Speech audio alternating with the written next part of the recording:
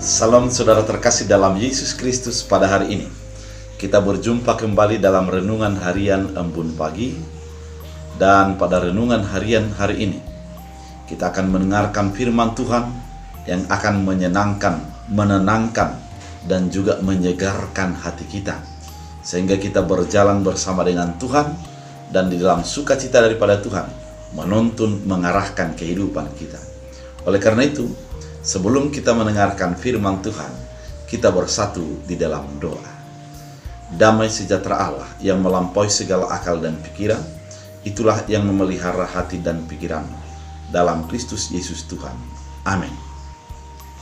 Saudara terkasih dalam Kristus Yesus, firman Tuhan untuk kita pada hari ini diambil dari Kolose 2 ayat 7. Dalam bahasa Batak Angkola dikatakan, jana marurat tusia mahamu, pajongjong hamuma ngolumunu jana Kristus mabain hamu o jahanna. Sugari mur margogo manian hapor sayanmu, hombar tunadug ajar kontuhamu. Jana sai murumar sigor gorma rohamunu mandok terima kasih. Dalam bahasa Indonesia, hendaklah kamu berakar di dalam Dia dan dibangun di atas Dia. Hendaklah kamu bertambah teguh dalam iman yang telah diajarkan kepadamu, dan hendaklah hatimu melimpah dengan syukur. Demikian firman Tuhan. Saudara terkasih dalam Kristus Yesus, sebagai orang yang sudah percaya kepada Kristus Yesus, kehidupan kita adalah kehidupan yang terus berkembang, sehingga melalui kehidupan kita terpancar kasih Kristus Yesus, terpancar kehidupan sebagai orang yang percaya. Oleh karena itu, Paulus mengingatkan ada beberapa hal yang harus dilakukan sebagai orang percaya. Yang pertama adalah hendaklah kamu berakar di dalam Dia. Hendaklah kamu berakar di dalam Dia. Kita ketahui bersama, kalau ada pohon, maka melalui akarnya lah akan diserap seluruh, apakah itu oksigen, apakah itu nutrisi, apakah itu hal-hal yang penting bagi pertumbuhan daripada pohon tersebut. Dan ada beberapa media yang dilakukan untuk menjadi tempat akar. Kalau kita melihat terhadap anggrek, maka kita akan tahu bahwa serabut menjadi media untuk pertumbuhan akarnya. Kalau kita melihat kepada tumbuh-tumbuhan bunga-bungaan, maka kita ketahui bahwa melalui tanah. Seperti kalau ada bunga melati di depan rumah kita, maka dia harus kepada tanah. Namun ada juga yang medianya adalah air. Namun yang terpenting dari sini adalah akar itu akan menyampaikan hal-hal yang dibutuhkan oleh daun. Demikian orang yang percaya kepada Kristus Yesus, hendaknya kehidupannya itu menjadi berakar kepada Kristus Yesus, sehingga akan memancarkan kepada kesegaran kehidupannya, terlihat daripada wajahnya yang penuh dengan damai sejahtera, tindakannya yang penuh dengan perbuatan-perbuatan yang mengasihi, menolong, dan juga memperhatikan orang-orang yang ada di sekitarnya. Sehingga firman ini mengingatkan kalau sebagai orang yang percaya kepada Kristus Yesus, jangan hanya sebuah kata-kata, jangan hanya sebuah retorasi, namun harus sebuah tindakan nyata di mana berakar di dalam Kristus Yesus. Hal yang kedua dikatakan pada firman Tuhan bahwa dibangun di atas Dia. Kalau dikatakan dibangun, berarti Yesuslah sebagai pondasi di mana kehidupan kita akan ketahuan kuat atau dia adalah rapuh, yang kokoh atau yang menjadi gampang untuk roboh, tergantung kepada kuatnya pondasi.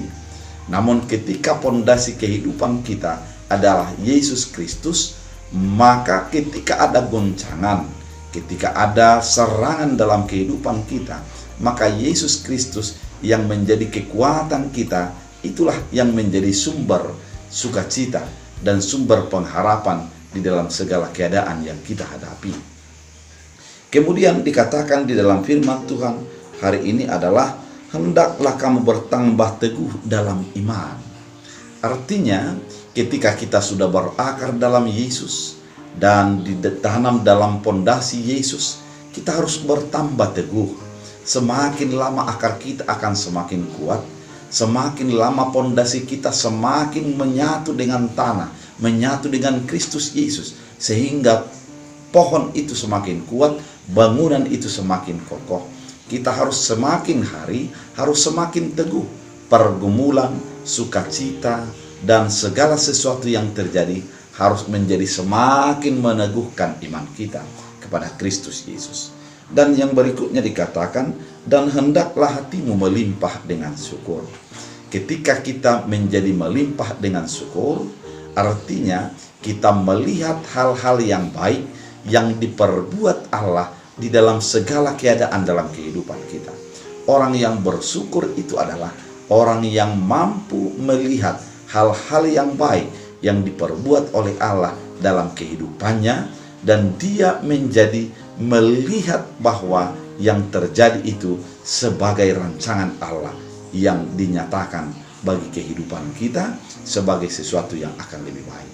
Oleh karena itu, firman Tuhan kepada Kolose ini sekarang tiba kepada kita, agar kita berakar di dalam Kristus, dibangun di atas Kristus, bertambah teguh dalam iman, dan juga dalam kehidupan kita selalu melimpah dengan syukur. Daripada bersungut-sungut, lebih baik bersyukur. Daripada mengeluh, lebih baik bersyukur. Karena dengan bersyukur, kita memiliki kekuatan yang baru dalam menjalani setiap hari-hari kita.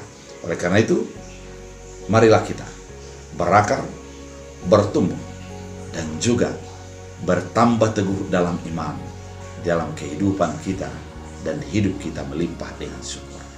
Kita bersatu di dalam doa. Terima kasih Tuhan, firman kali ini mengingatkan kami agar kami menghidupi Kristus Yesus secara total dengan berakar, bertambah teguh dalam iman, dan di dalam segala keadaan kami mengingat sukacita daripada Kristus Yesus. Jadikan firman ini menjadi berakar, berbuah, bertumbuh. Hamba berdoa, biarlah setiap orang yang mendengarkan firman menjadi Tuhan hiburkan, Tuhan tambahkan sukacita. Engkau mendengarkan setiap doa dan harapan. Dalam Kristus Yesus Tuhan kami berdoa. Amin. Tuhan Yesus